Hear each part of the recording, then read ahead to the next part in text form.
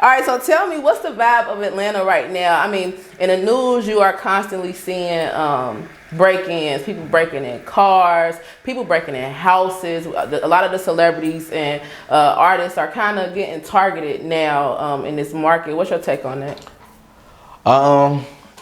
You know, Atlanta kind of changed over the last couple of years. I think a lot of people migrated to Atlanta.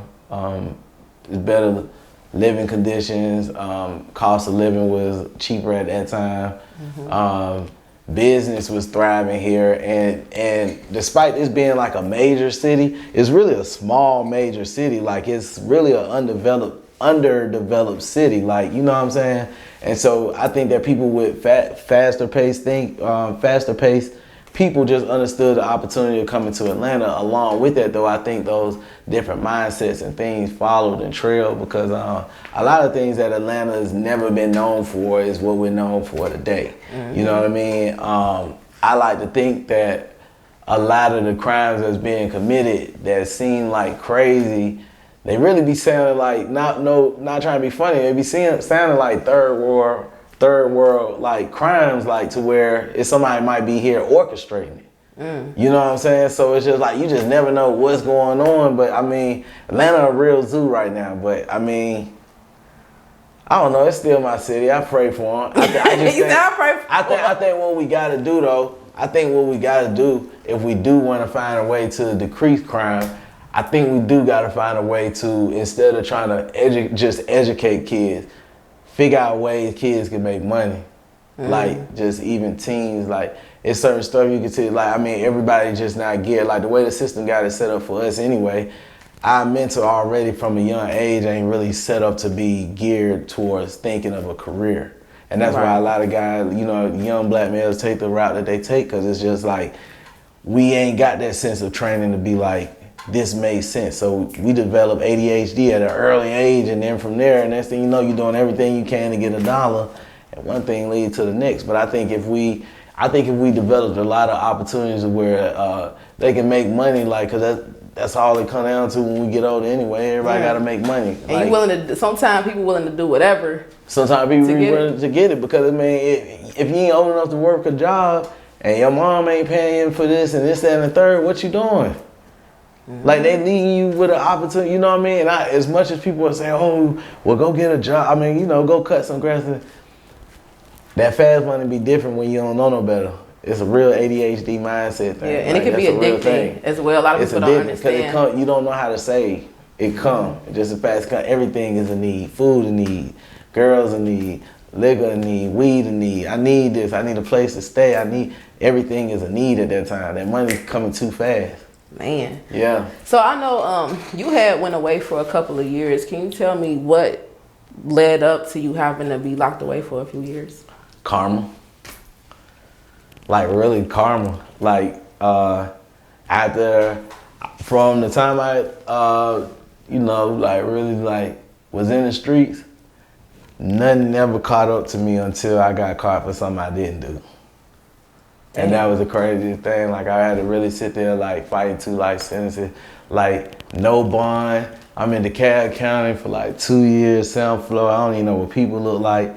But all that gave me time to sit there and think, like, you know, there's really a smack on the wrist compared to, well, I didn't know until I got out. When I got out, that's when I knew it was a slap on the wrist. It's a slap on the wrist compared to, you know what I'm saying, all the things that you thought went unseen. But that's what gave me that mindset to be like, I ain't never going back to, because I know karma real, God real, I can't play with him. Man, and you said 2 life sentences? 2 life sentences, yeah, for all the charges I had. So why did they give you no bond? Like, what happened? Why they didn't give you a bond? It's the cab. Like, I mean, the cab be holding niggas. Everybody know that. Like, first felony offense, they ain't give a damn about that. It was just, yeah. Wow. They did what they could. So you ended up being able to just walk away scot-free? Walk away, no statement, no nothing, like, ain't tell, no nothing. Do you think they held you longer because you wouldn't tell? Of course. I mean, that's their game plan. Like, I know how the system works. You know, I'm not sitting here like speaking like on a gangster sense, like, oh, this, that, and the third. I understand the system. The system has a way of making innocent people guilty. You know what I'm saying? We want to. You gotta say you did it so that we could just say something. No, you don't gotta say you did it. No, I'm saying that's what they're thinking in their mind. Like if we keep you here, eventually you might just cop out. Something they don't care. Yeah, they never care. You could tell them you was over in Hampton somewhere. The fact that you spoke and said you was in Hampton, they gonna somehow try to tie you back. It's just the system. The system works against us. Mm-hmm. So your best bet is just talk to God. I need you to be my attorney. I can't right now. I can't even say I got a real alibi. I couldn't even show a camera. So I'm a black man. I know how this worked for me. Like, you know what I mean? You just gotta play the game. Leave it up to God. Man, so you said take that was account for everything that you did. But you looked at that time as karma because you felt like I know it was karma. You got away with. I know it was karma. Yeah. And now looking back, I didn't get away with it. But I'm glad at least I was able to like wash my hands of it. I'm glad karma caught up how I had to catch up because doing 2 years, people would think like 2 years is alright. Like 2 years might be alright when you don't know the whole time you fight. Like 2 years, you're thinking about every day you wake up. I'm never gonna see nobody I know ever again. Mm-hmm. 2 years, you thinking 2 years of thinking of a life sentence. You stressing every day. I'm blessed I ain't bald, for real. Man. Yeah, it's real. Glad you didn't have to stay in there. I'm telling you. Woo. I'm telling you. That's a lot. So tell me, with Atlanta, I think on the outside, a lot of people feel like, man, all the artists work together. You see, like, a lot of the artists in the city link up. A lot of people from the outside feel like Atlanta is unified, especially with the artists. Is it really like that? Nah, but it's not bad like what people would think it is. I think we like to take for the people who say it's not true, a lot of them like to jump like niggas be hating, niggas be this. I ain't even gonna say that. I would say that once you really get into the music game and peep the facade, you really have to try to keep up with what's going on. And in the midst of doing that, some niggas really don't have a mindset to be like, I'm finna wake up and just go hang out with these niggas all day. Some niggas really get in their bag and be trying to figure out, damn, this shit don't add up. And if this don't pan out, you really trying to keep up with what you looking like. You know what I'm saying? So I think a lot of people like, before they, some people get prideful, some people be on their high horse, but I think a lot of people just I'm one of those people. I work with everybody, I love everybody, but I'm focused. Like I'm just, For sure. So, makes sense. Yeah. Makes sense. Now, being from Atlanta, what's some of your music inspirations? What's the artist from here that well, you said you listen to a lot of gospel, but what's just when you got into rap, it was like, man, I really look up to this artist. I really want to feature with this artist. Who was some of the artists from the A you really looked up to?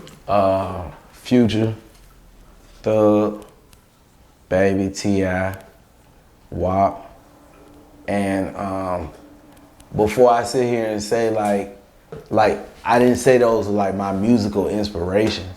Mm-hmm. I definitely, definitely Shot It Low, R.I.P. Shot It Low, and I could be missing a few, but with me not growing up like listening to me at that time, I was listening.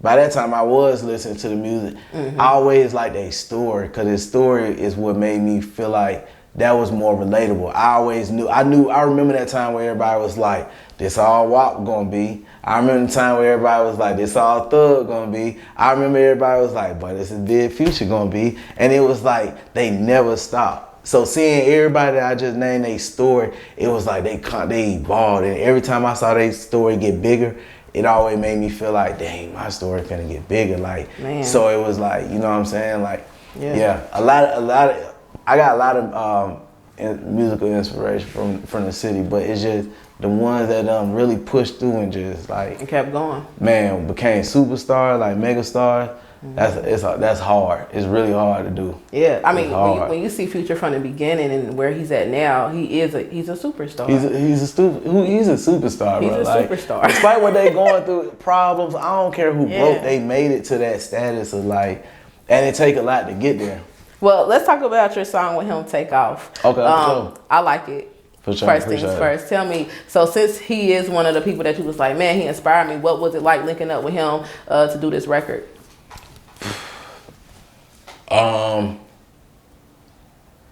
Now that you just asked me that, it's like really just sometimes I be asking God questions and it just be like when I have to think of an answer, sometimes my answer comes to me. That'd be crazy. But it was crazy because the situation of how it came about, I wasn't super excited because by this time I already understood the business. It wasn't that I wasn't super excited about Future. Everything you had to go through everything that I understood about how the business was being ran was kind of like on the forefront at that time. But in the back of my mind, I always looked at everything as a milestone as to where I'm at in life and where I want to be and stuff like that. So I always like wrote down, I'm like, bro, I know this ain't gonna happen. And I had to look back. It was May of 2020, I think. May of 2020, I wrote down that I was gonna do a song with Future. Money, I'm nowhere near Future status to even be inquiring about a song. But you wrote it down. I wrote it down. And like the following year, it's like, I swear to God, I have been running. I've been in Saks all day, running around. I was supposed to meet him at the studio later on that night. I get in there, my head is everywhere. And I'm just like looking, like listening to the song. And then even while his verse playing, he standing right next to me, said, yeah, this motherfucker hard, bro. And I said, yeah. And I look, man, that shit hit my head, said, what the fuck?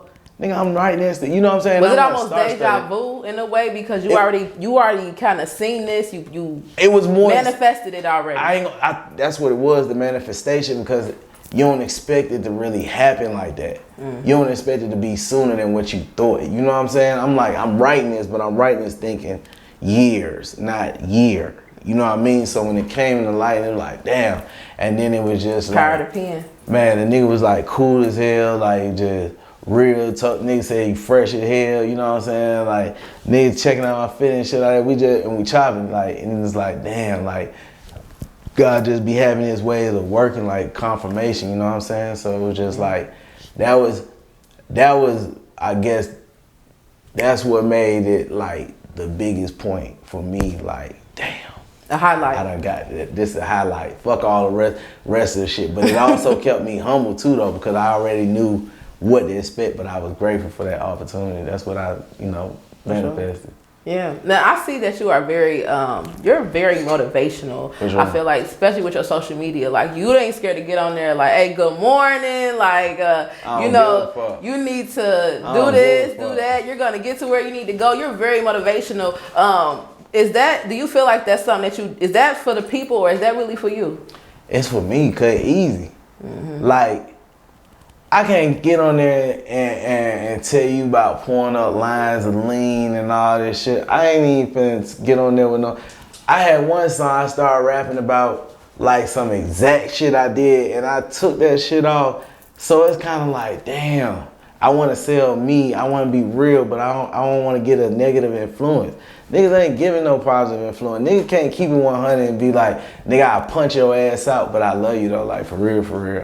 let's embrace each other before we had to go there. You know what I'm saying? And I ain't scared to do that. I done been on the other side, so it's like, nigga, I don't lose nothing by loving you, nigga. You need a hug, nigga. Your mama got you traumatized, nigga. Your life fucked up. You know what I mean? So you like, I'ma motivate. Hell yeah, I'm gonna do God's job. You know what I mean? Do my purpose in life. Man, I like it. So tell me, what else is gonna happen for you the rest of this year? You know, I mean, it's damn near 2023 at this point. Basically. So what else you got coming at the end of the year and top of the year? So end of the year, definitely dropping like new music consistently. Some songs I'm going back and circulating and like dropping because they went on all platforms. I just had them like exclusive to a certain audience. But it's like I'm opening it back up. I'm being more. I'm expanding a lot of brands and stuff like that. A lot of branding opportunities, acting, YouTube, just. Man, it's too much. I know I'll be leaving off some stuff, and he'll tell, bro, why you didn't say that? But it'd be a lot. It'd be a lot. So it's new music, new collabs, shows. I got Birmingham tomorrow night. That's tomorrow night. Yeah, tomorrow night. Tennessee next month. Yeah, you doing a Big Boogie's thing? I don't know if that's what it's on the 26th. I don't know. I've seen a whole bunch of people on there. Oh, okay. Yeah. Okay. To my Birmingham? Maybe that's what it was. Birmingham got a lot of. Yeah, maybe that's what it was. Like, Yeah, I seen Birmingham. something on your page. You just Yeah. ain't got a lot going on. Oh yeah, Jack Boy and Asian, they gonna be there. Yeah. So you staying booked. Asian dog, my bad. But you staying Both of booked them my dog. and you staying busy. Yeah, got to.